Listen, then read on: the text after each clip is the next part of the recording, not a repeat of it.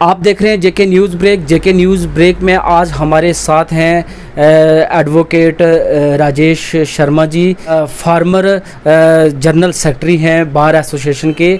और देखा जाए तो इनकी एक ख़ास बात हम आपसे शेयर करना चाहेंगे। अगर 100% केस अगर महीने में इनके पास आते तो 25% जो गरीब लोगों के केस जो हैं ये बिना पैसे लिए फ्री ऑफ कॉस्ट लड़ते हैं। और इन्हें काम करते हुए 15-20 साल हो गए हैं और लोग जब भी इनका नाम लिया जाए तो इनको आशीर्वाद ही देते हैं। गरीब लोगों का ये मुफ्त में केस लड़ते हैं। हमारे साथ हैं राजेश शर्मा जी, ये कोर्ट के पीवी रहे। तो आइए इनसे बात करते हैं जी। बहुत बहुत शुक्रिया आपका राकेश जी। सबसे पहले ये त्योहारों का सीज़न है और आपके माध्यम से मैं लोगों से अपील करता हूँ कि आने वाली जो जन्माष्टमी है इसको जो गवर्नमेंट की गाइडलाइन है उनको मद्देनज़र रखते हुए इस त्यौहार को सेलिब्रेट करें, अपने घर में बैठ के पूजा करें और व्रत वगैरह जो है वो रखें। और जो कोरोना काल चल रहा है इस कोरोना काल से लड़ने के लिए ये बहुत ज़रूरी है हमारे लिए कि हम जो गवर्नमेंट टाइम टू टाइम जो अपनी गाइडलाइन वो इश्यू करती है, जारी करती है, हम उसका पालन करें और उसके मुताबिक जो है वो अपने त्यौहार या कोई भी जो हमारा जो है उसका कार्यक्रम उसी हिसाब से मनाएं। राजेश, एडवोकेट राजेश जी, ये जो एक ब्राह्मण सभा के साथ भी जुड़े हुए हैं और ये पिछले 3-4 साल से इन्होंने ये कार्यकाल भी संभाला हुआ है और अपने ब्राह्मण सभा के लिए भी काम कर रहे हैं। उनमें भी इनकी भूमिका जो है अव्वल नंबर पर है। और आज ये हमसे बात करने आए हैं जिस तरह से बच्चे जो हैं 2G का इस्तेमाल कर रहे हैं और पढ़ाई में कहीं ना कहीं दिक्कत आ रही है। तो इस पर इनसे बात करेंगे, इनकी क्या राय है। देखो राकेश जी, मैं आपको बताऊं कि ये जो कोरोना काल में जो जितना भी संसारिक जो कार्य हैं, जो काम हैं, कोई ऑफिस में काम है या लोगों के प्राइवेट काम है या आप ये समझ लो कि बिजनेस हैं, ये सारे के सारे जो हैं ये वर्चुअल मोड पे चल रहे हैं।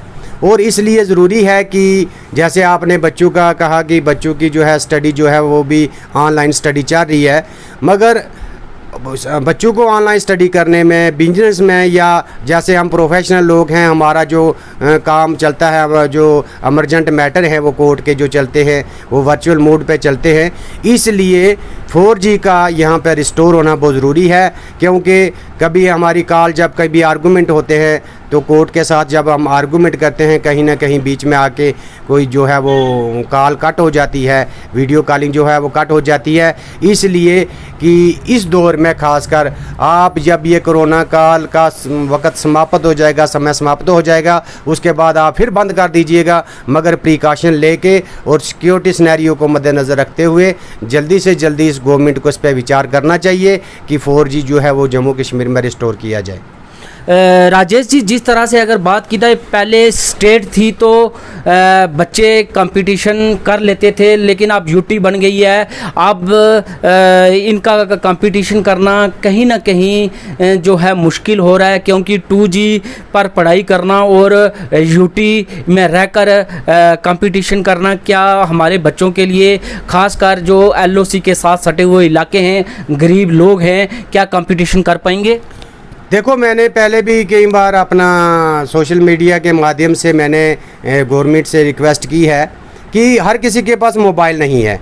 आप स्टूडेंट की अगर बात करते हो तो कुछ जैसे आपने कहा कि लाइन ऑफ कंट्रोल के पास बहुत से लोग रहते हैं, उनके पास मोबाइल कहाँ पे, वहाँ नेटवर्किंग की प्रॉब्लम है, क्योंकि वहाँ पे नेटवर्क भी नहीं है, साथ में दूसरे मुल्क का नेटवर्क है, इसलिए वहाँ पे नेटवर्किंग वो यहाँ का आ जाता है। इसलिए वहाँ पे उन्होंने ऐसे सिस्टम बनाया हुआ है कि वहाँ पे जो है वो नेट भी जो नेटवर्क है जो मोबाइल्स का या जो हमारी कंपनीज़ का कम आता है, और सभी के पास मोबाइल भी नहीं है। अगर मोबाइल होंगे तो किसी के पास एंड्रॉयड मोबाइल नहीं होगा जिसमें आप वीडियो कॉल कर सकते हो या ऑनलाइन स्टडी कर सकते हो।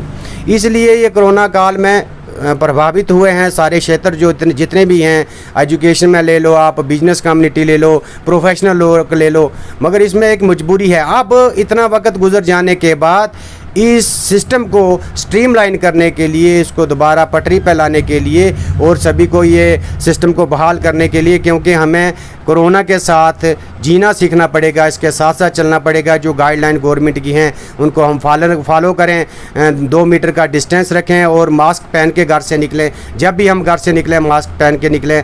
आप जब निकलते हो मास्क पहन के निकलो, जो लोग हैं वो मास्क पहन के निकलें। जब आपके बच्चे घरों से बाहर जाते हैं तो सभी को आप यही हदायत दो कि ये जो हमारी गाइडलाइन है इसका पूरा पालन किया जाए।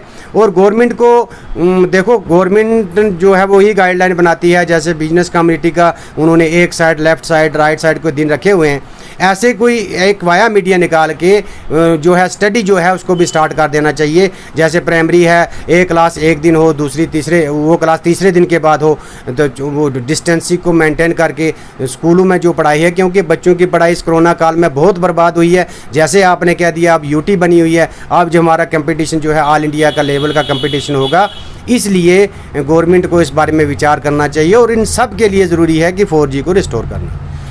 जिस तरह राजेश शर्मा जी एडवोकेट ने कहा कि 4G का रिस्टोर होना बहुत ही लाजमी है और ये होगा तो तभी हमारे बच्चे जो हैं कहीं ना कहीं पढ़ाई की दौड़ में अपने लोगों के साथ जो है compete कर पाएंगे। और साथ हम एक बार और कहेंगे, जिस तरह से पंचायत, आपने हमारे न्यूज़ चैनल में देखा होगा कि कलाल हो गया, डींग हो गया, सेरीलियोट हो गया, ऐसे लोग जो गांव हैं जो पाकिस्तान की गोलाबारी से भी आए दिन परेशान होते हैं और उनके मोबाइल तो बिल्कुल ही नहीं चलते। कहीं ना कहीं उनके बच्चों का सपना जो है, देखो ये तो आप बिल्कुल ठीक कह रहे हो कि वहाँ पे नेटवर्क भी नहीं है, मोबाइल नहीं चलते, पढ़ाई कैसे हो पाएगी। विचार करने की ये बात है कि हम जो एजुकेशन जो है सिस्टम है इस वक्त बना हुआ, उसको स्ट्रीमलाइन कैसे करें।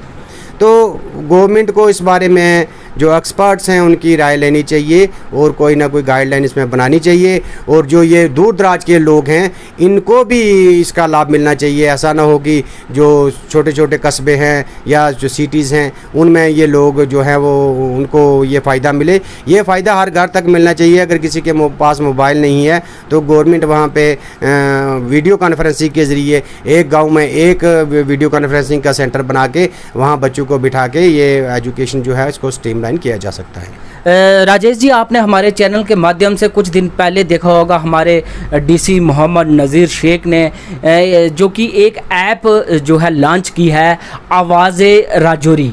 उसमें जो कि कोई भी व्यक्ति अपने घर बैठे उसको ऐप को अपलोड करके वहाँ से डिपार्टमेंट के ख़िलाफ़ जो कार्रवाई है, जो काम डिपार्टमेंट नहीं करता, उस पर वो एप्लीकेशन अपलोड करके एडमिनिस्ट्रेशन तक पहुँचा सकता है। क्या आप जिस तरह से ऐप लॉन्च की है, क्या 4G लॉन्च करना पहले ज़रूरी था? बिल्कुल 4G जरूरी था। ऐप आप बहुत सी ऐप लॉन्च हुई हैं, गवर्नमेंट ने की हैं, डिफरेंट डिपार्टमेंट ने डिफरेंट स्कीम्स की हैं।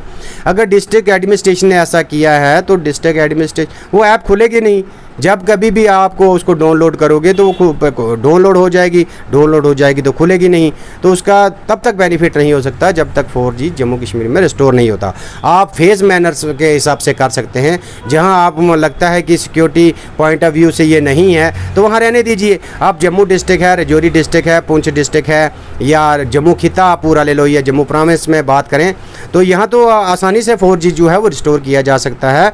और जहाँ जहाँ पे आपको ज़रूरी समझें वहाँ ये इसको रिस्टोर करें ताकि ये रिस्टोर होने से सभी जो प्रॉब्लम है उनका एक यही हल है कि 4G को रिस्टोर किया जाए। राजेश जी, जिस तरह से आपने देखा होगा कि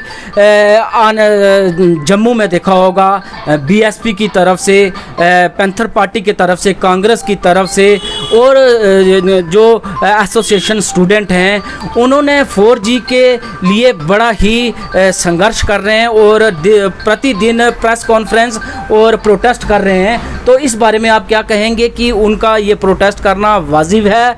और उन्होंने कहा कि 370 टूटना और यूटी बनना, जिस तरह से सरकार ने कहा था कि हम एक डेवलपमेंट का सैलाब लाएंगे, कहीं ना कहीं 4G ना लाना ये लोगों के लिए नाइंसाफ़ी है। देखो आप जो हमारे एलजी जो नए आए हैं वो एक राजनीतिक आदमी हैं, वो पब्लिक में रहे हैं, उनको पब्लिक की ग्रीवेंसेस जितनी भी होती हैं सारी पता होती हैं, तो वी आर होपफुली कि वो इस बारे में कुछ करेंगे और इसके बिना कुछ भी कोई चारा भी नहीं है। आप जो भी इस वक्त काम काज चल रहा है, लोगों के बिजनेस चल रहे हैं या कोई प्रोफेशनल काम चल रहा है या बच्चों की ऑनलाइन स्टडी चल रही है, इसके लिए 4G का रिस्टोर होना बहुत ज़रूरी है। जी राजेश एडवोकेट जी ने कहा कि ये जो पार्टियां कर रही हैं ये किसी वोट बैंक के लिए नहीं, ये सिर्फ अपने बच्चे के भविष्य के लिए कर रही हैं, क्योंकि जिस देश का बच्चा जो है अच्छा पढ़ लिख जाएगा वो देश उन्नति करेगा, तरक्की करेगा। और लास्ट में हम अपने चैनल के माध्यम से आने वाली 11 तारीख को जो जन्माष्टमी है इसको अच्छी तरीके से बनाएं, अपने घर में ही बनाएं, पूजा पाठ करें और आरती पूजन वहीं करें, क्योंकि मंदिर में जाएं सिर्फ पूजा करके, सोशल डिस्टेंसिंग का पालन करके और मास्क पहन कर जाएं, ताकि गैदरिंग वहाँ इकट्ठी ना होने दें। और जन्माष्टमी की पूजा जो है अपने ज़्यादातर अपने घर में ही करें, ताकि हमारा त्यौहार भी बन जाए और हम किसी इन्फेक्शन के शिकार भी ना हों। राकेश शर्मा, जेके न्यूज़ ब्रेक, राजौरी।